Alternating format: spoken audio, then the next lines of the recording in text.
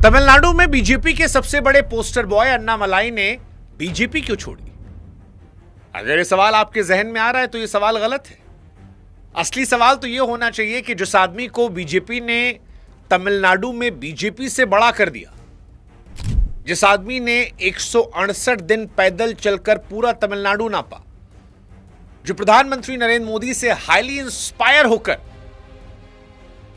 Bharatiya Janata party की Tamil Nadu unit में आया, जहां पर उसे पता था कि बीजेपी की सेंट्रल पॉलिटिक्स स्टेट पॉलिटिक्स से डिफर है, उसका नुकसान हो सकता है, इसके बावजूद वो पूरा राज्य नापता रहा। जिसकी यात्रा शुरू करवाने खुद अमित शाह रामेश्वरम पहुंचे और जिसके सोशल मीडिया पॉपुलैरिटी को देखकर तमाम बीजेपी के बड़े बड़े नेता उसे तमिलनाडु के मुख्यमंत्री के तौर पर देखने लगे थे, वो आदमी 6 साल बाद क्यों कह रहा कि मुझे बीजेपी और तमिलियन में से कुछ चुनना पड़ा? वो भी तब जब बंगाल में असंभव को संभव होते दुनिया देख रही है।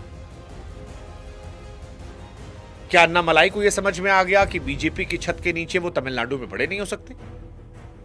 लेकिन यह सोच तो बंगाल में भी थी। क्या तमिलनाडु में अन्नामलाई विजय से इंस्पायर्ड हो गए? क्योंकि विजय ने पहली कोशिश में जब बिना डीएमके एआईडीएमके कांग्रेस के चुनाव लड़ा 108 सीटें जीत ली। एक सुपरस्टार, बिना किसी पुरानी पार्टी के, सिर्फ बिना किसी अलायंस के, तमिल पहचान के दम पर। और पॉपुलैरिटी अन्नामलाई की भी रही है सोशल मीडिया से लेकर तमिलनाडु की सड़कों पर। तो क्या अन्नामलाई ये समझे कि बीजेपी की छत के नीचे एक सीमा है, लेकिन अगर अलग निकलते हैं विजय की तरह तो वो सीमाएं टूट जाएंगी? सवाल बीजेपी को लेकर भी है कि क्या वो बीजेपी जिसने इतना दांव लगाया, इतने पैसे खर्च किए, जो बंगाल भी जीत कर आ गई है, उसने अन्नामलाई को यूं ही क्यों जाने दिया? सबसे बड़े पोस्टर बॉय थे, दांव क्यों नहीं लगाया? क्या ये वाकई में ब्रेकअप है, ईगो क्लैश है, या तमिलनाडु की पॉलिटिक्स का एक ऐसा मास्टर स्ट्रोक जिसे हम और आप देख तो रहे हैं लेकिन पूरी कहानी समझ नहीं पा रहे हैं? क्योंकि अगर इस कहानी का पूरा जवाब मिल गया तो कहानी सिर्फ अन्नामलाई की नहीं, तमिलनाडु के राजनीतिक भविष्य की भी तस्वीर को साफ कर जाएगी। और इसीलिए आज यह समझना बहुत जरूरी है कि तमिलनाडु में अन्नामलाई का बीजेपी से अलगाव, बीजेपी से ब्रेकअप है, या बीजेपी का कोई मास्टर स्ट्रोक, या विजय को देखकर वो इंस्पिरेशन जिसने राजनीति में और नए दरवाजे खोलने की उम्मीद जगाई है। नमस्कार, मैं हूं शुभांकर मिश्रा और तमिलनाडु की सियासत में अगर आपको दिलचस्पी है तो अगले 10-15 मिनट आप हमें दीजिएगा। हम आपको अन्नामलाई से लेकर जितने सारे सवाल हमने छोड़े उन सारे सवालों के स्पष्टता से जवाब आपको दे देंगे, सरल शब्दों में, निष्पक्षता के साथ। उससे पहले हमारी आपसे गुजारिश है कि हमारे व्हाट्सएप चैनल से आप जरूर जुड़िएगा ताकि हमारी ताकत आप बने और ऐसे ही बहुत सारे एनालिसिस हम आपके लाते रहे। लिंक हमने डिस्क्रिप्शन में, कमेंट सेक्शन में और आपके लिए स्क्रीन पे लगा दिया है। अब शुरुआत करते हैं। अन्नामलाई क्या वाकई में बीजेपी का भविष्य थे? देखिए, अन्नामलाई को जो जानते हैं वो ये मानते हैं कि ऑनेस्ट ऑफिसर थे। जो नहीं जानते उन्हें बता देते हैं, अन्नामलाई आईपीएस ऑफिसर थे जो करप्शन से तंग आकर पॉलिटिक्स में आए। अब जानने वालों को लगता है कि वो बीजेपी का चेहरा थे जो मोदी जी से इंस्पायर होकर सीधे नौकरी छोड़कर यहां पर आ गए। लेकिन ये आधा सच है। राजनीति में दरअसल आधा सच भटकता है। भारत की राजनीति में पहले भी कई पूर्व अफसर आए, कई सफल हुए, कई असफल हुए। अन्नामलाई जो हैं वो 2019 में उन्होंने कर्नाटका कैडर की आईपीएस नौकरी छोड़ी, कैलाश मानसरोवर की यात्रा से लौटे और अपने गांव करूर में खेती कर रहे थे। अब जिस वक्त ये सब हो रहा था उस वक्त तमिलनाडु में रजनीकांत अपनी पार्टी अनाउंस करने वाले थे और कई रिपोर्ट के मुताबिक अन्नामलाई को उस पार्टी का सीएम कैंडिडेट बनाया जाने वाला था। लेकिन रजनीकांत ने क्योंकि पार्टी नहीं बनाई, अपनी हेल्थ का हवाला दिया, रुक गए और उसी वक्त बीजेपी का दरवाजा खुला। अन्नामलाई ने अगस्त 2020 में बीजेपी ज्वाइन की और जुलाई 2021 में केवल 10 महीने के अंदर तमिलनाडु बीजेपी के प्रेसिडेंट बना दिए गए। अब यह स्पीड भी कोई इत्तेफाक नहीं थी। दरअसल बीजेपी को एक ऐसा चेहरा चाहिए था जो द्रविडियन पार्टीज की भाषा में उनसे लड़ सके। अन्नामलाई वहां बिल्कुल फिट बैठते थे। लेकिन यहां पर एक बारीक बात है जो असली ताकत है। अन्नामलाई ने खुद को बीजेपी नेता की तरह सिर्फ पेश नहीं किया, उन्होंने खुद को एक ऐसे तमिल नेता की तरह पेश किया जो बीजेपी में। अब यह फर्क छोटा लगता है लेकिन तमिलनाडु की राजनीति में यह बहुत बड़ा फर्क है। जुलाई 2023 में अमित शाह ने रामेश्वरम से उनकी यात्रा शुरू करवाई थी, जिसका नाम था इन मक्काल। 168 दिन, 234 इलाके, 1 करोड़ घरों को चिट्ठियां। और अमित शाह की मौजूदगी में वो सिर्फ एक कार्यक्रम नहीं था, एक बड़ा मैसेज था कि दिल्ली जो है वो अन्ना मलाई पर दांव लगा रही है। लेकिन यहां पर एक बात थी जो बीजेपी शायद नोटिस नहीं करना चाहती थी। जो भीड़ जमा होती वो कमल देखकर नहीं आ रही थी, वो अन्ना मलाई को देखकर आती थी। ब्रांड बीजेपी का नहीं हो रहा था, ब्रांड अन्ना मलाई था। और बीजेपी में एक अनसेड नियम है, राष्ट्रीय नेता हमेशा राज्य के नेता से बड़े होते हैं। तमिलनाडु में उल्टा हो रहा था और यहीं से असली सवाल उठ रहा था, क्या अन्ना मलाई बीजेपी के लिए बड़े हो रहे या वो बीजेपी से बड़े हो रहे हैं, बीजेपी छोटी पड़ रही है। खैर, ये सारी कहानी चल रही थी। अन्ना मलाई के लिए भीड़ तो आ रही थी, लेकिन भीड़ बीजेपी के लिए वोटों में तब्दील नहीं हो पा रही थी। और फिर एक करिश्मा होता है विजय के तौर पर, एक ऐसी विजय जिसने देश को हैरान किया। अप्रैल 2026 में तमिलनाडु चुनाव के नतीजे आए और 4 मई को जो नतीजे आए उसने तमिलनाडु की 59 साल की राजनीति में पहली बार एक नई पार्टी को नए इलेक्शन में सिंगल लार्जेस्ट पार्टी बना दिया। टीवीके यानी विजय की जो पार्टी थी उसने 108 सीटें जीती, डीएमके को 59 मिली, एआईडीएमके को 47 और बीजेपी जिसने 159 दिन की यात्रा की थी 4 से 1 एमएलए पर आ गई। अब यहां पर हम सिर्फ एक नेता की बात नहीं कर रहे हैं, हम उस विचार की बात कर रहे हैं जो उस जीत के साथ सामने आया कि कभी कभी किसी नेता की सबसे बड़ी ताकत उसकी पार्टी नहीं, उसकी अपनी पहचान होती है। और अब असली सवाल यही है कि विजय ने ऐसा क्या किया जो बहुत पॉपुलर अन्ना मलाई नहीं कर पाए। उसका अगर आसान भाषा में डिकोड करें तो विजय डीएमके एआईडीएमके तीनों से दूर थे। 233 सीटों पर अकेले लड़े, कोई समझौता नहीं, बीजेपी को आइडियोलॉजिकल एनिमी कहा। और यही वो काम था जो अन्ना मलाई नहीं कर सकते थे क्योंकि वो बीजेपी में थे। विजय के बारे में लोगों को कंफ्यूजन नहीं थी कि वो नेशनली अलाइंड है या रीजनली है, वो तमिल थे, सिर्फ तमिल। अन्ना मलाई जो हैं वो बीच में सैंडविच बन गए थे, बीजेपी और तमिल के बीच में। और तमिलनाडु की पॉलिटिक्स को जानने वाले ये समझते हैं कि तमिलनाडु में अभी भी दिल्ली की एक्सेप्टेंस नहीं है। वहां पर स्टेट राजनीतिक पार्टियों को जो तमिल है उससे ही समर्थन मिलता है। विजय के ऊपर कोई था नहीं, कोई हाईकमांड नहीं, कोई नहीं दिल्ली में जिसे पूछना पड़ता, लेकिन अन्ना मलाई को पूछना पड़ता। अन्ना मलाई अगर आप देखेंगे तो एआईएडीएमके से गठजोड़ का फैसला हुआ, दिल्ली ने लिया। सीटों का बंटवारा हुआ, दिल्ली ने तय किया। अप्रैल 2025 में अन्ना मलाई को स्टेट प्रेसिडेंट की पोस्ट से इसलिए हटाया गया ताकि एआईएडीएमके खुश हो। मतलब जो ब्रांड अन्ना मलाई ने खुद बनाया था उसकी कीमत उनकी पोस्ट थी। विजय ने पहले इलेक्शन में वो कर दिया जो अन्ना मलाई 6 साल में नहीं कर पाए। लेकिन यहां पर बात सिर्फ विजय की काबिलियत की नहीं थी, उस सिस्टम की भी थी जो किसी रीजनल नेता को उसकी पार्टी में बंधक बना देती है। और ये दरारें पड़ रही थी। किसी भी राजनीतिक टूट की शुरुआत इस्तीफे से तो होती नहीं, इस्तीफा तो आखिरी फैसला होता है। इसकी कहानी पहले होती है। और बहुत सारे लोग जो तमिलनाडु को कवर करते हुए मानते हैं कि अन्ना मलाई और बीजेपी में दूरी 2026 के इलेक्शन रिजल्ट की बात बनी। रिजल्ट खराब आया, फ्रस्ट्रेशन हुई, इस्तीफा हुआ। हालांकि ये वाली टाइमलाइन पूरी सच नहीं है। हाँ, अन्ना मलाई ने कहा कि 4 दिसंबर 2025 को उन्होंने बीजेपी लीडरशिप को बताया था वो पार्टी छोड़ना चाहते हैं, यानी इलेक्शन से 5 महीना पहले। तो दरार रिजल्ट के बाद नहीं, कैंपेन शुरू होने से पहले पड़ी थी। और अगर और पीछे जाएं तो शायद असली दरार जो है वो 2023 में आई थी। एआईएडीएमके ने बीजेपी से गठबंधन किया, बीजेपी ने एआईएडीएमके को वापस लाने की कोशिश में अन्ना मलाई की पोजीशन को दांव पर लगाया। अन्ना मलाई खुद कह चुके थे कि अगर लीडरशिप एआईएडीएमके से गठजोड़ करेगी तो इस्तीफा दे दूंगा।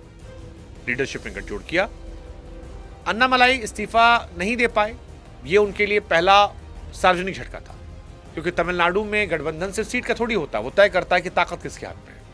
2024 में वो कोयम्बटूर सीट से चुनाव लड़े, जीत नहीं पाए।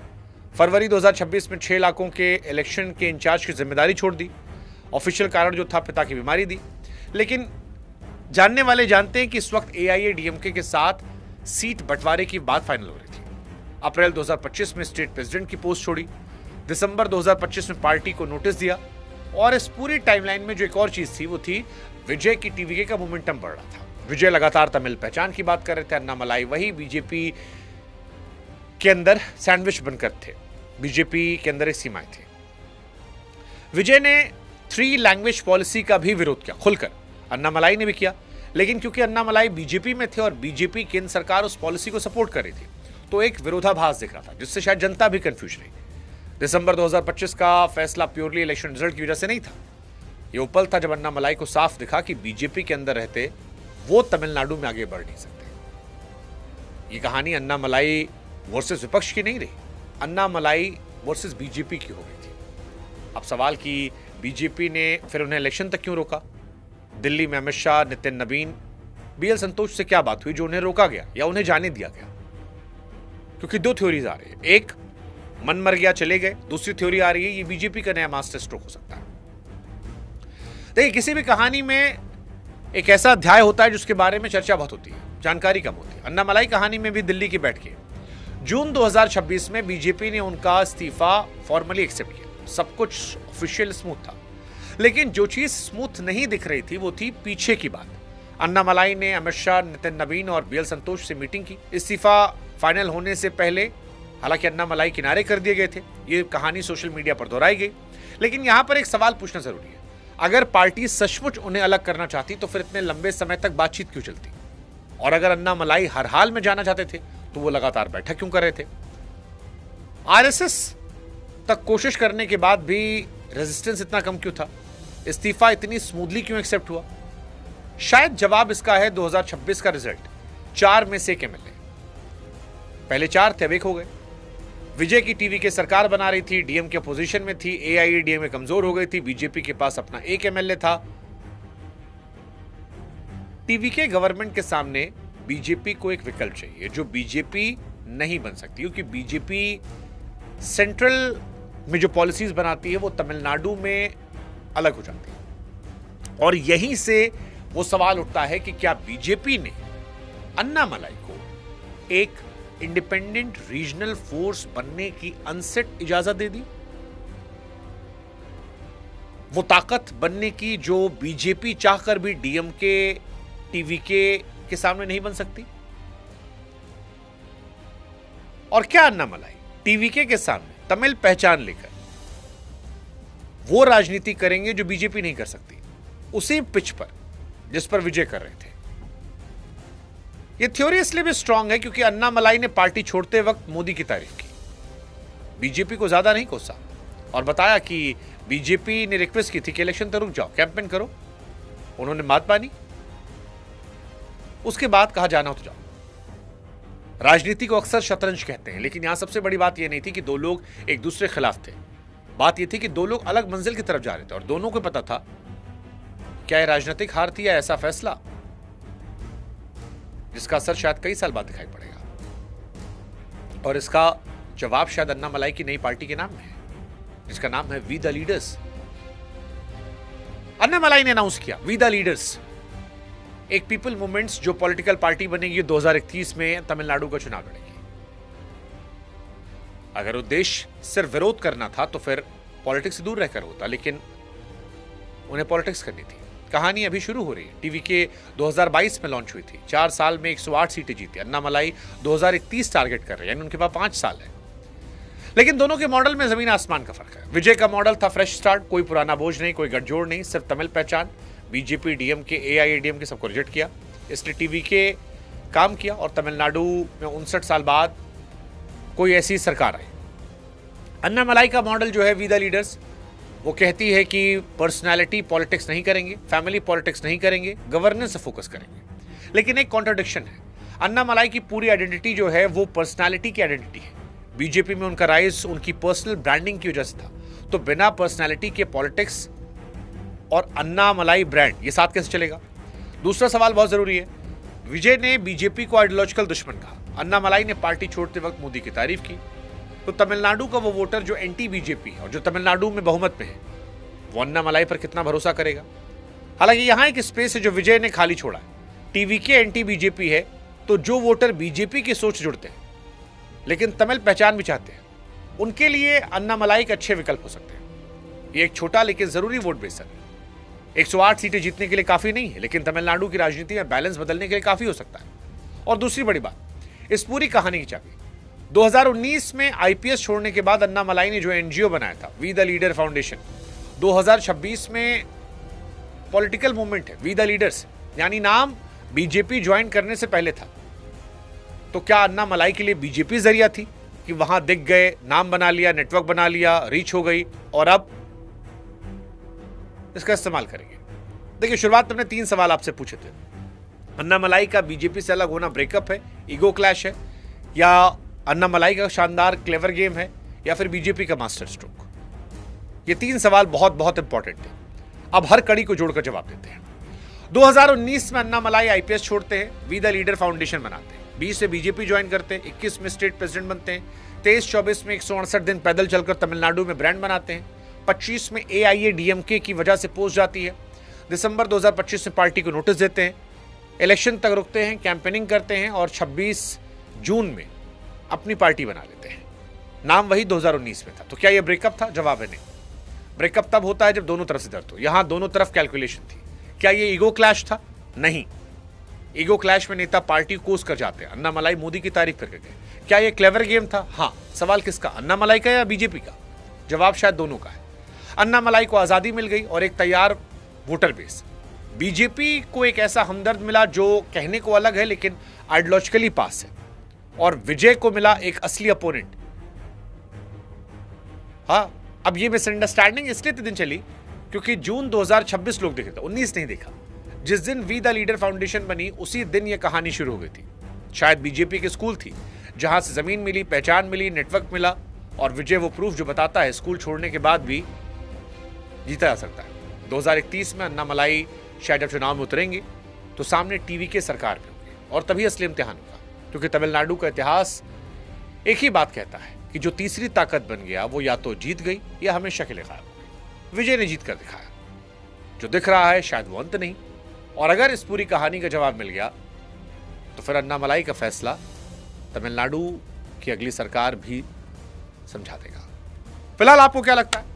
आप बताओ अपने हिसाब से। ये तो हमारा कंक्लूजन था, आपका कंक्लूजन क्या है?